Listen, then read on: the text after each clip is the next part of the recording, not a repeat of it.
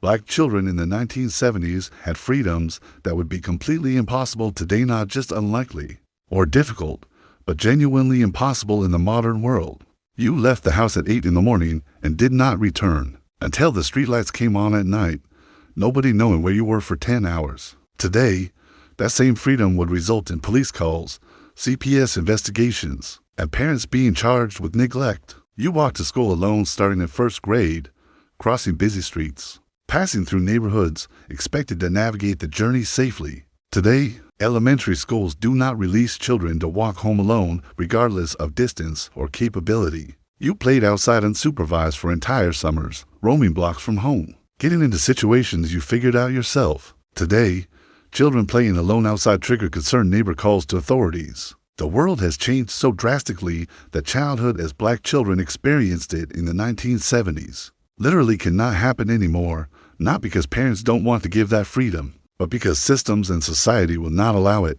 Some changes happened for good reasons, protecting children from real dangers that existed then and exist now, but some freedoms that built independence, resilience, and problem-solving skills in Black children cannot be replicated in modern childhoods, no matter how much parents might want to provide them. And if you watch all 10 of these things Black children could do that are impossible today, if they remind you of the specific freedoms you had and make you recognize how different modern childhood is, hit that like button and share in the comments which freedom you are most grateful you experienced, or which one you wish modern children could have. Documenting these lost freedoms is not about saying everything was better before, but about understanding what has been gained and lost as childhood has transformed. Today we are examining 10 specific things that were normal for Black children in the 1970s, but that literally cannot happen in modern society. Understanding why each freedom existed then, why it is impossible now, and what that reveals about how childhood, parenting, and community have fundamentally changed.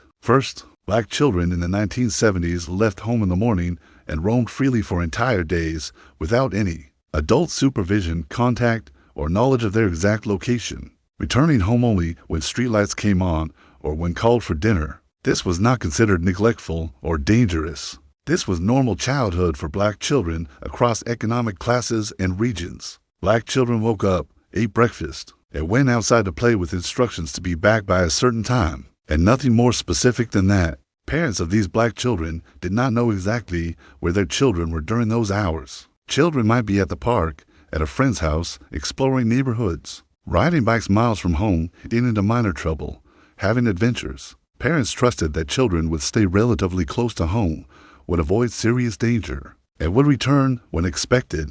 Black children had the freedom to make their own decisions about how to spend their time, what to do, and where to go within the general boundaries of the neighborhood. This freedom built independence, decision-making skills, and the ability to assess risk and manage time without constant adult oversight. Today, this same freedom is completely impossible. Parents who allow elementary or middle school children to roam unsupervised for hours face investigation by Child Protective Services. Neighbors see children playing outside alone and call police or child welfare authorities out of concern. Schools require documented supervision for all non-school hours. The legal and social infrastructure that permitted this freedom no longer exists. Modern parents who wanted to give children this independence could not do so because other adults would intervene and authorities would investigate, regardless of parental intentions. The impossibility is not about danger being higher now than in the 1970s. It is about societal standards having changed so drastically that what was normal parenting then is considered neglect now. Second, Black children walked to school alone starting in very young grades, sometimes as early as kindergarten or first grade, responsible for navigating the route safely without adult accompaniment. This was standard practice for Black children, especially in urban areas where schools were within walking distance of homes. Black children as young as 5 or 6 learned their route to school, memorized street crossings, understood traffic patterns, and made the journey twice daily alone or with siblings or neighborhood children. Parents of these Black children did not walk them to school or pick them up. Children were expected to get themselves to and from school independently, developing spatial awareness, street smarts, and the ability to handle the journey safely. Black children learned to watch for cars, to cross at proper places, to avoid strangers who seemed dangerous, and to navigate the walk regardless of weather or circumstances. This daily independence built confidence, capability, and the understanding that you could handle yourself in a world without constant adult presence. Today, walking to school alone is impossible for young children in most areas. Schools have policies requiring adult pickup and supervision for elementary students. Parents who allow young children to walk alone face scrutiny and potential intervention. The famous case of the meet of children in Maryland, who were repeatedly detained by police for walking home alone from the park, demonstrated how thoroughly modern society rejects childhood independence. Even children who are capable of walking safely cannot do so because systems prevent it, regardless of actual capability or parental permission. The impossibility reflects changed liability concerns, school policies, and cultural expectations about childhood supervision rather than actual increases in danger during school commutes. Third, Black children in the 1970s spent entire summer vacations outside with minimal supervision, leaving home after breakfast and returning for lunch and dinner, filling days with self-created entertainment and unsupervised play. Summer for Black children meant freedom from school and freedom from adult oversight, months of unstructured time that children filled with play, exploration, adventures, and sometimes trouble. Black children during summer did not have scheduled camps or structured activities filling every day. They had long, empty days that required self-entertainment, creativity, social negotiation with other children, and independence. Black children played in parks, swam in public pools, rode bikes through neighborhoods, created games, built forts, got into minor mischief, all without adult presence or supervision. Parents of these Black children worked during the summer and could not provide constant supervision, so children supervised themselves and each other. Older siblings watched younger siblings loosely.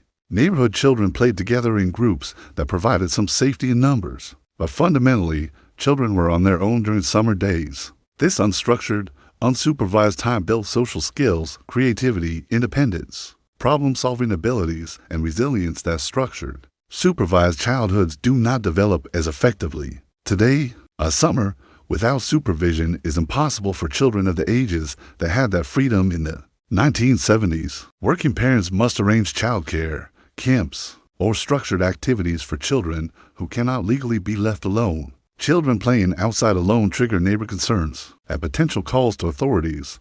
The liability and legal frameworks that permitted an unsupervised summer childhood no longer exist, making that experience impossible regardless of whether it might be beneficial or safe. Fourth, Black children handled money and made purchases independently at ages when modern children are not permitted to conduct transactions alone without adult presence. Black children in the 1970s were sent to stores with money to buy specific items, responsible for finding the items, paying correctly, receiving proper change, and returning home with purchases. This was routine practice starting at young ages, sometimes as young as 7 or 8, with Black children going to corner stores, grocery stores, or other shops alone to complete errands for parents. Black children learned to count money, to interact with store clerks, to make sure they received correct change, to handle the adult responsibility of conducting business transactions. This independence built math skills, social skills, confidence in adult spaces, and the understanding that you were capable of handling responsibilities. Parents trusted children to complete these errands successfully, and children generally did, developing competence through real-world practice. Today, young children attempting to make purchases alone face questioning from store employees and potential intervention. Stores are concerned about liability, about children with money who might be neglected or endangered. Many stores have informal policies against selling to unaccompanied children below certain ages. Adults see children alone in stores and assume something is wrong rather than assuming children are capable of independent errands. The impossibility reflects both liability concerns and changed cultural assumptions about childhood capability and appropriate independence. Fifth, Black children resolve their own conflicts with peers, including physical fights, without adult intervention, mediation, or criminalization of childhood conflict. When Black children in the 1970s had disputes with other children, they handled it themselves. Sometimes handling it meant talking, sometimes it meant fighting, sometimes it meant avoiding each other, but critically it meant children resolving conflict without adults managing every interaction. Black children who fought at school faced school consequences, but not criminal charges. Black children who fought in neighborhoods fought and then moved on. The conflict resolved through direct confrontation. Parents of black children generally did not intervene in peer conflicts unless they became serious or ongoing. The attitude was that children needed to learn to handle their own problems, to stand up for themselves, to work things out with peers without running to adults for mediation. This approach built conflict resolution skills, taught children to assess when to fight and when to walk away, developed the ability to handle interpersonal problems independently. Today, childhood conflicts are heavily mediated and often criminalized. Schools involve police in fights. That used to be handled with detentions or suspensions. Parents are expected to intervene in all peer conflicts and arrange resolutions. Physical fights can result in criminal charges even for young children. Zero-tolerance policies criminalize behavior that used to be considered normal childhood conflict. The impossibility of independent conflict resolution reflects both increased security concerns in schools and cultural shifts toward mediated, rather than direct conflict resolution. 6. Black children in the 1970s used public transportation alone starting at young ages, riding buses or subways to get to school, activities, or destinations without adult accompaniment. This was particularly common for black children in cities with public transportation systems, where children as young as 8 or 9 navigated complex transit systems independently. Black children learned bus routes, understood transfers, handled fare money, knew how to read schedules and maps, navigated stations and stops, all without adult supervision. Parents gave children bus fare and instructions and trusted they would complete journeys safely. Black children riding public transportation alone developed urban competence, spatial awareness, independence, confidence in adult spaces, and the ability to navigate complex systems.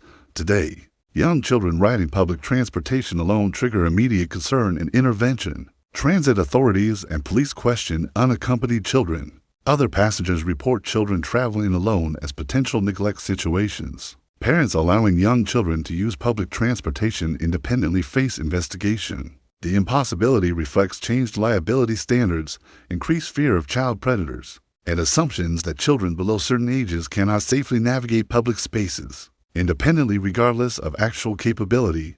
7th, black children stayed home alone for hours after school or during summer days while parents worked, responsible for themselves and sometimes younger siblings without adult supervision. Latchkey kids were common among black families in the 1970s. Children who let themselves into empty homes after school, stayed alone until parents returned from work, handled their own homework and meals and entertainment during those hours. Black children as young as 8 or 9 stayed home alone regularly, and older children as young as 10 or 11 were responsible for watching younger siblings. During these unsupervised hours, black children who stayed home alone learned to be responsible, to follow rules without enforcement, to handle boredom and hunger and minor problems independently. Parents left detailed instructions, called to check in when possible, and trusted children to manage until they got home.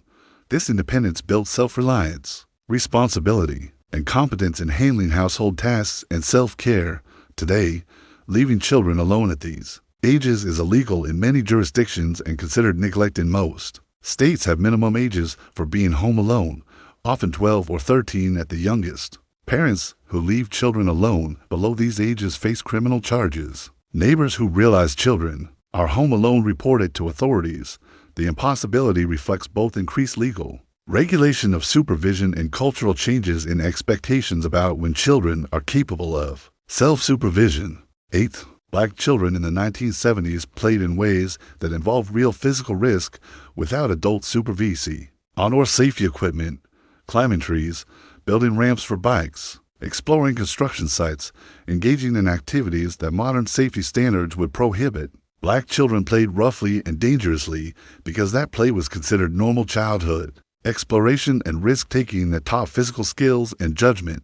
Black children climbed high into trees without adult spotting or safety gear. Black children built bike ramps from scrap wood and launched themselves into the air with no helmets or pads. Black children played in vacant lots, explored abandoned buildings, checked out construction sites, all unsupervised and without modern safety equipment. Parents knew children took risks in play, but believed that was how children learned physical capability and judgment. Injuries happened or were considered normal outcomes of active childhood, rather than preventable incidents requiring better supervision. Today, this kind of risky unsupervised play is impossible. Playgrounds are designed to minimize risk with soft surfaces and limited heights. Children wearing no helmets while biking face parent criticism and sometimes legal consequences. Exploring construction sites or abandoned buildings results in trespassing charges. Adults supervise play to prevent risk rather than allowing children to assess and take risks. Independently, the impossibility reflects both legitimate safety improvements and cultural shifts toward risk elimination rather than risk management in childhood. Ninth, Black children had privacy and unsupervised communication with peers that modern surveillance technology has eliminated completely. Black children in the 1970s talked on landline phones in their homes without parents listening to conversations. Black children had private in-person conversations without being recorded or tracked. Black children passed notes and had secret communications without digital surveillance. Black children had social lives that parents knew about generally, but did not monitor in detail. Parents trusted children to navigate friendships and social situations. Without observing every interaction, Black children learned social skills through trial and error in private communications where mistakes had small consequences among peers. Today, this privacy is impossible. Children communicate through devices that parents can monitor completely. Text messages, social media, video calls all leave digital records that parents can access. Location tracking means parents know where children are constantly. The surveillance is justified as protection, but eliminates the private social space that used to exist for children to develop relationships and social skills without constant parental observation. The impossibility reflects technological changes more than intentional removal of privacy. But the result is that modern children cannot have the unsupervised social lives that Black children in the 1970s took for granted. 10th, Black children in the 1970s had extended periods of boredom with no entertainment options, forcing creativity and self-entertainment that modern children rarely experience. Because constant stimulation is always available, Black children sat through boring afternoons with nothing to do, no screens to watch, no devices to play with, no scheduled activities to attend. Black children complained about being bored and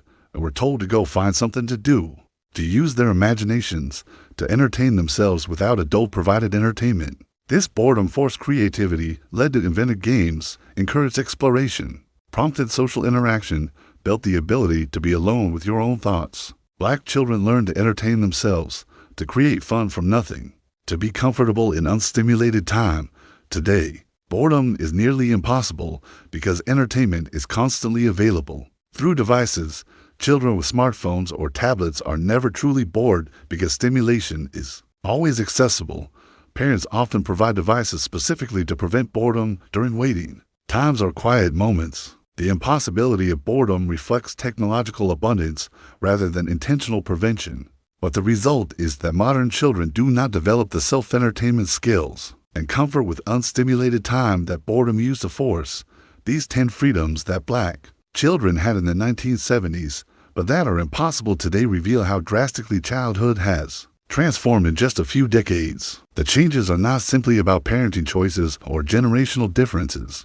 They reflect fundamental shifts in legal frameworks, technological capabilities, cultural expectations, liability concerns, and societal standards for childhood supervision and safety. Some changes resulted from legitimate concerns about child safety and protection. Real dangers existed in the 1970s and exist now that the increased supervision and structure of modern childhood help prevent. But some freedoms that built important capabilities in Black children cannot be replicated regardless of whether modern parents want to provide them, because systems and society will not permit those freedoms. The impossibility is not about modern parents being more protective or less trusting.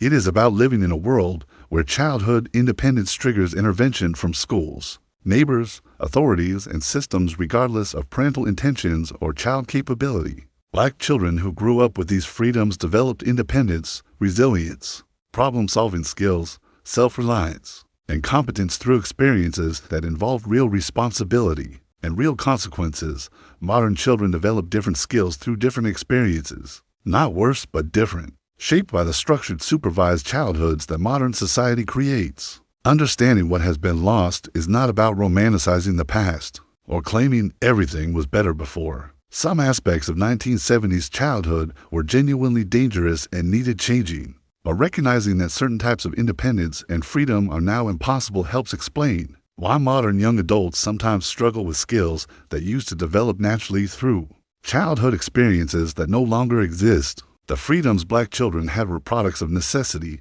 limited resources, different cultural expectations, and societal acceptance of childhood independence that no longer exists in modern America.